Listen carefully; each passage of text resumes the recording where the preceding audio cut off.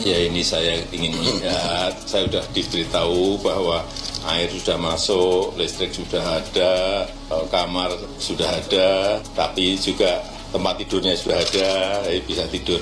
Apa utamanya adalah pembangunan infrastruktur inti, istana negara. Kami ini punya tempat ada di sana. Di kantor staf presiden ada, sekretariat negara ada. Coba lihat, kita IKN, tiap hari hujan terus banget. Paling nanti di 17 Agustus ini kalau dihitung semuanya 15%. Tadi itu ya disampaikan baru sekitar 15%. Jadi masih ada tantangan-tantangan, kendala-kendalanya, termasuk bahkan gitu cuaca kan gitu. Coba bayangkan kenapa presiden menyebutkan 15%? Dari 100% rencana besar yang dibangun antara 10, 20, 30 tahun itu, dengan tahap pertama ini diperkirakan baru 15%. 15% itulah yang selalu kita bilang. Kalau tidak dimulai oleh Jokowi ini, kira-kira kapan baru bisa dimulai ibu kota Nusantara ini? Oke, IKN bukan miliknya Pak Jokowi dan golongan. Oh ya, jangan begitu sebentar. Saya belum selesai, dengerin dulu. Jokowi itu profesor, karena yang keluar dari mulutnya semua nyinyir, penuh dengan prasangka. Sebentar, Anda ngomongnya dengar dulu, Bang Abalin. Dari dulu saya kalian menghormati, Anda menghormati omongan orang. Mulai tadi cuma jangan saya belum titik. Dengar, saya belum titik ya. Dulu perjudai. Saya itu perjudai dengan kamu kebencian. Kita berikan kesempatan dulu Mbak Wiwi memberikan pertanyaannya. Mbak Wiwi silakan. Iya, saya itu mengapresiasi. Belum titik sudah disambar. Udah. Tapi memang bukan baru kali ini aja Ibu Wiwi ketemu saya kan. Sebelumnya kan suka begitu, prejudai. Supaya bottom up dan top down itu ketemu Bang Abalin. Anda jangan menghantam orang sembarangan. Ya, tapi dari dulu begitu. Saya itu ASN ya. Saya ASN, Anda bukan ASN. Soal harapan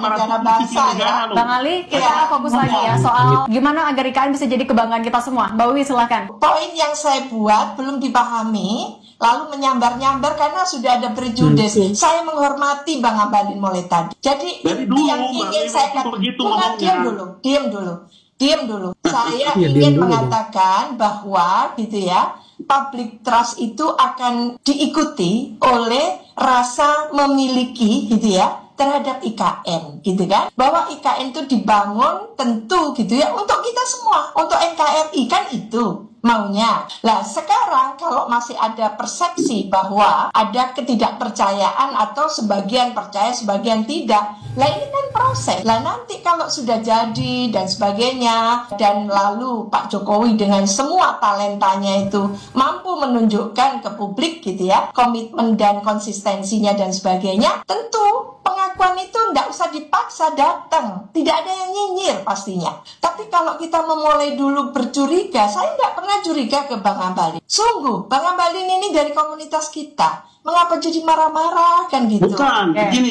Mbak Wiwi. Kalau tahu seperti begitu cara berpikirnya, Bang Ali, coba lihat semua, jejak digitalnya Mbak Wiwi. Tapi kita juga menjawab kan kita masih bijak untuk menjawab 17 Agustus Bang Ali. Supaya clear. Maksud saya begini, kita ini kan orang-orang terpelajar, kita ini orang-orang yang punya moral ability yang tinggi, kita ini orang-orang punya akhlakul karimah. Jadi maksud saya, melihat perkara-perkara seperti IKN ini kan bukan Mbak Wiwi baru pertama ngomong kali ini. Saya merekam itu semua. Dan saya bermimpi satu saat akan berjumpa dengan Mbak Wiwi. Supaya dikasih tahu agar kerangka berpikirnya itu tahu juga. Kalau hari-hari orang sekapasitas Mbak Wiwi, profesor, ahlinya, tapi kalau dengan prejudis dalam menggunakan berbagai macam pilihan kata terhadap menilai kinerja yang dilakukan oleh pemerintah, khususnya kepada Presiden Joko Widodo, itu tidak mendidik Ibu Profesor. Menurut saya tidak mendidik. Saya berkali-kali Mbak Wiwi ya. Kita sama-sama berharap IKN bisa berjalan dengan sesuai dengan target karena ada cita-cita agar IKN ini bisa jadi kebanggaan.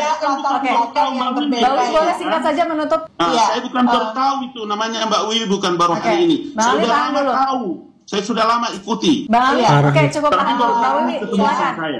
Kita berpikir untuk NKRI ini dalam perspektif yang tentu background yang berbeda. Saya sebagai intelektual biasa berbicara lugas dan tentu profesional. Semua Jadi kita tidak ada sedikit pun gitu ya karena suka tidak suka, tidak seperti itu. Kemudian seenaknya Kalau bicara. Anda orang yang menghormati orang lain, Ya itu ya teman-teman, bagaimana Bung Ngabalin itu nggak ngasih kesempatan untuk lawan bicaranya ya. Di sini adalah Profesor Siti Zuhroh ya teman-teman, untuk menyelesaikan argumentasinya. Ini saya lihat ya, Bung Ngabalin ini dalam berbagai kesempatan debat memang begitu.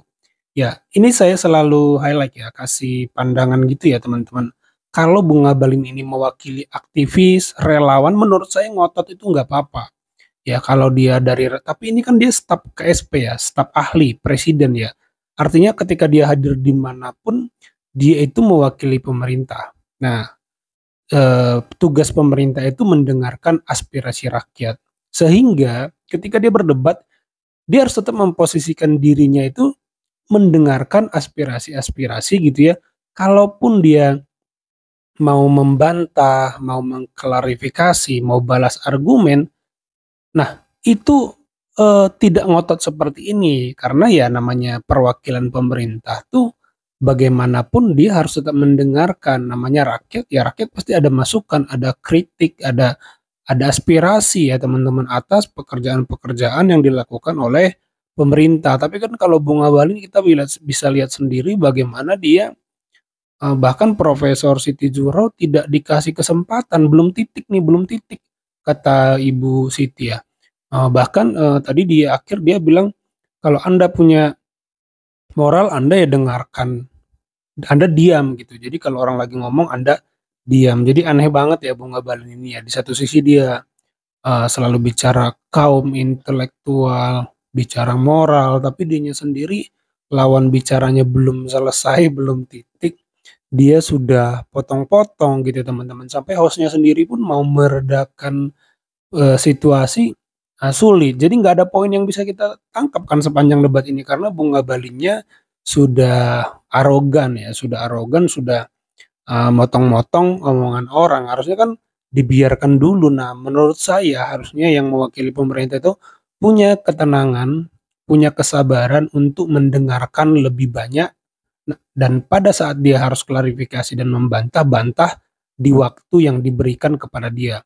Gitu ya teman-teman. Ya, pemerintah itu memang pusatnya kritik ya. Pemerintah memang ada itu untuk diawasi kan. Jadi sangat aneh kalau Bung Ngabalin ini membela Jokowi itu dengan cara yang seperti ini, padahal dia bukan relawan. Kalau tadi dia relawan, gak apa-apa sih. Maksudnya kalau relawan kayak gitu sikapnya arogan ya, langsung mendominasi, gak apa-apa karena relawan. Tapi kalau pemerintah menurut saya dia harus punya rem ya, harus memposisikan diri, mendengarkan aspirasi rakyat sekalipun gak enak sepedes apapun itu.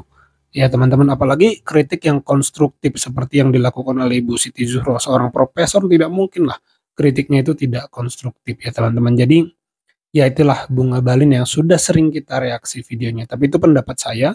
Kalau pendapat teman-teman bagaimana, coba tulis di kolom komentar. Itu saja video kali ini. Terima kasih yang sudah menyimak sampai selesai. Sampai jumpa di video saya selanjutnya.